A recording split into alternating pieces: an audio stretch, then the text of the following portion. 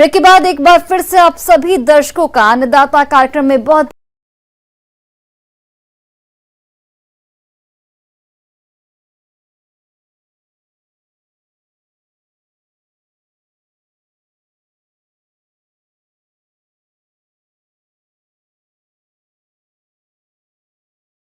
देश के लगभग सभी इलाकों में कड़ाके की ठंड पड़ रही है। तापमान में लगातार गिरावट दर्ज की जा रही है और ऐसे में पशु अगर ठंड की चपेट में आ जाते हैं तो उनका उत्पादन कम हो जाता है। साथ ही पशुओं को निमोनिया रोग होने का डर भी बना रहता है। निमोनिया पशुओं में घातक बीमारियों में से एक है।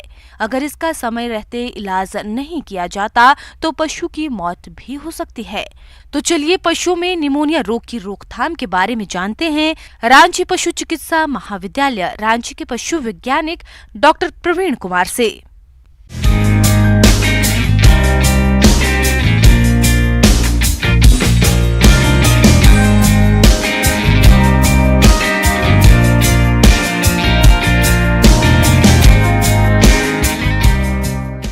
जैसा कि आज का विषय है, इसमें हम लोग दुधारू पशुओं में होने वाले निमोनिया के बारे में बात करते हैं। दुधारू पशुओं में इसलिए बात कर रहे हैं कि अभी जो समय है, जो सर्दियां शुरू हो गई हैं और इस समय में कोई भी रेस्पिरेटरी सिस्टम के डिजीज़ से उनको बचाव हो सके, ये बहुत इम्पॉर्टेंट है। और अगर दुधारू पशुओं में निमोनिया हो जाता है तो उसमें दूध की कमी आ जाती है और उससे नुकसान ये होता है कि पशुपालकों को दूध कम मिलेगा और उससे उनका आय की कमी आएगी।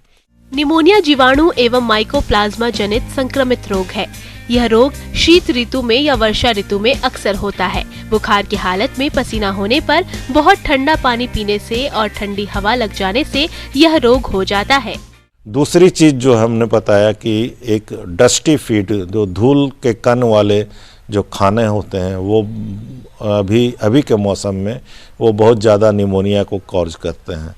तो सर्दियों में अगर धूल से मिला हुआ खाना अगर खिलाएंगे, डस्टी फीड कहते हैं, अगर उसको हम खिलाते हैं तो उसमें निमोनिया होने के चांसेस अधिक होते हैं। तीसरा जो बहुत कम कॉमन चांस है, जो लेकिन होता है कि दवा पिलाते समय अगर गलती से दवा जो अगर मुंह में डाल के ड्रेंचिंग कर रहे हैं, अगर मुंह में से दवा पिला रहे हैं तो वो अगर गलती से फेफड़ा में चला गया तो वहाँ से भी निमोनिया होने के चांसेस रहती हैं।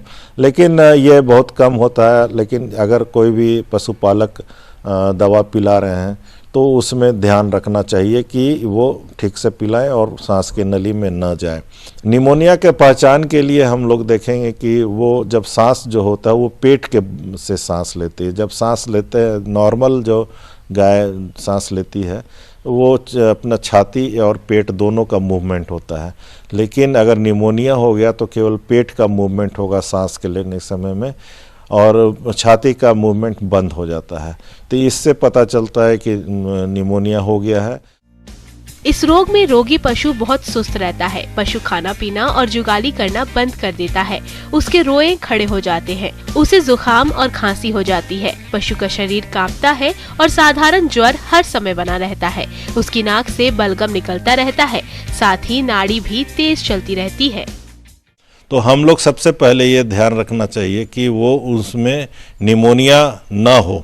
पहला कि हम लोग उसको वेंटिलेशन, जो हवादार कमरा होना चाहिए, हवा का आदान प्रदान अधिक होना चाहिए, हवा के बहाव अधिक होना चाहिए, जिससे उस घर में जितने भी कीटाणु हैं और जो दूषित वायु है वो बाहर निकल सके।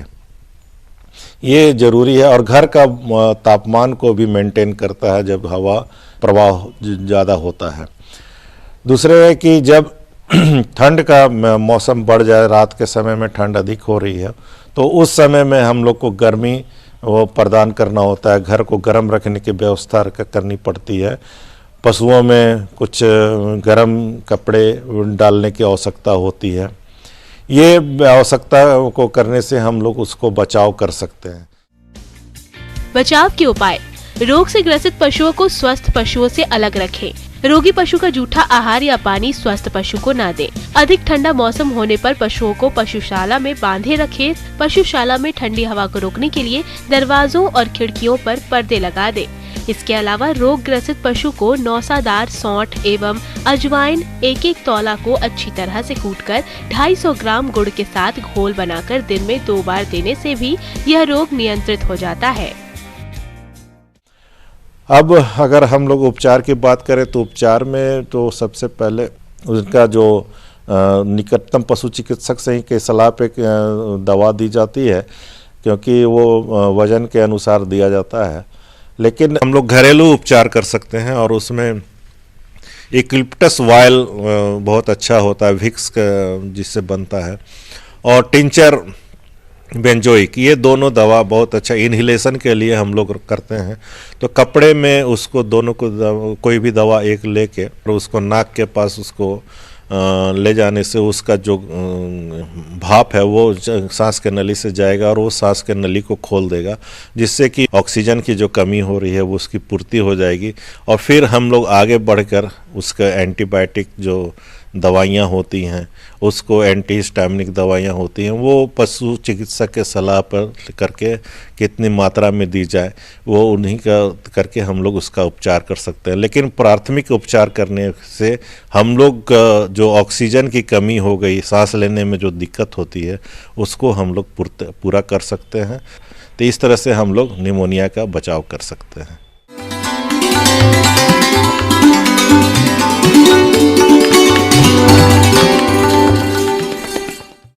आइए जानते हैं अन्नदाता निःशुल्क फोन के माध्यम से पूछे गए समस्याओं का समाधान। अन्नदाता कार्यक्रम में आज जो प्रश्न हमने शामिल किया है उसे पूछा है गांव हुटाप, जिला रांची से मोहनलाल महतो ने।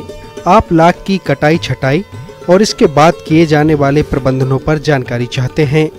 तो मोहनलाल जी, आपकी जानकारी के लिए देखिए कार्यक्रम का यह अंश।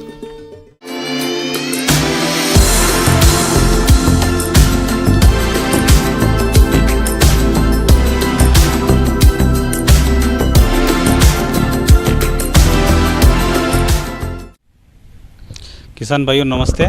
अभी हम देखेंगे कि लाख की कटाई कैसे करते हैं। अभी जो मौसम है उसमें रंगनी का कतकी जो क्रॉप है उसकी कटाई अभी अक्टूबर नवंबर में शुरू हो जाएगी, तो हमें उसकी मैच्योरिटी देखना है।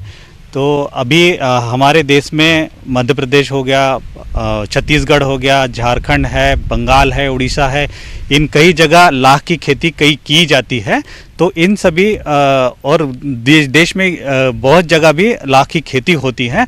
तो वहाँ पे हमें देखना है कि ये लाख मैच्योर कैसी होती है। तो रंगनी के बारे में बताऊंगा, कतकी फसल के बारे में।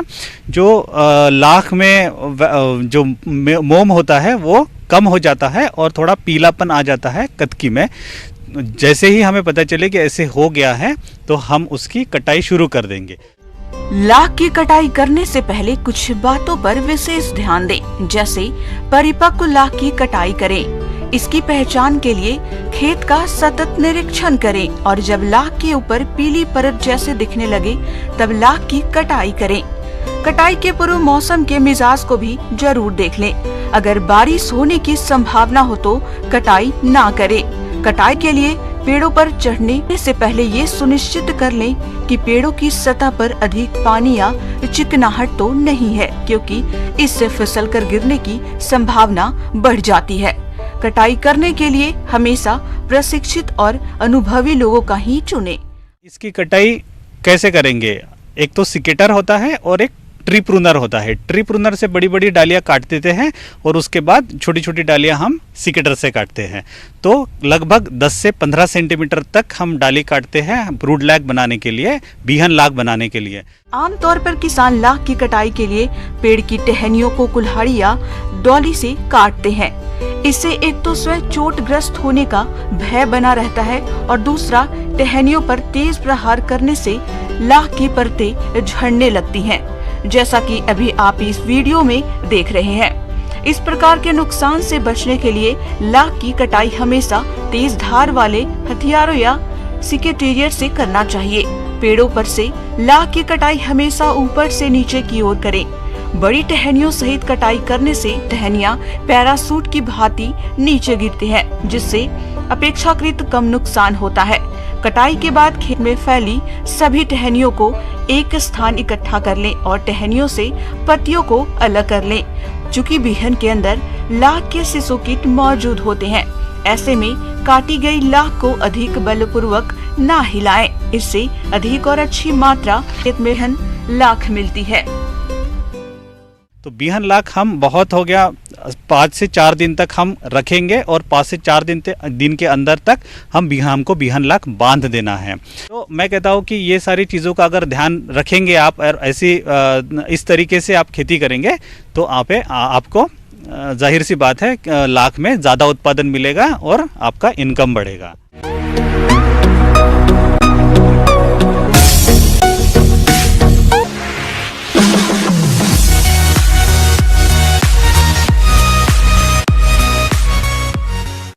एक नजर डालते हैं राज्य के कुछ मंडियों के प्रमुख फसलों के बाजार भाव पर।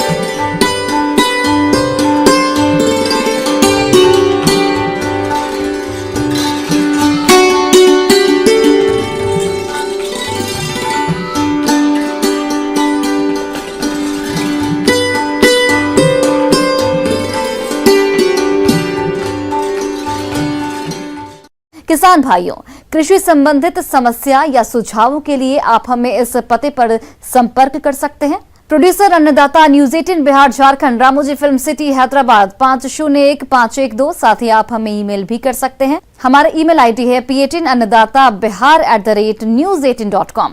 इसके अतिरिक्त आप हमें निःशुल्क हेल्पलाइन नंबर 18008892 पर सोमवार से शनिवार सुबह 10 से शाम 4 बजे के बीच संपर्क कर सकते हैं। अब समय हो रहा है आपसे विदा लेने का। कल फिर से आपसे मुलाकात होगी कृषि से जुड़ी महत्वपूर्ण जानकारियों के साथ। नमस्कार।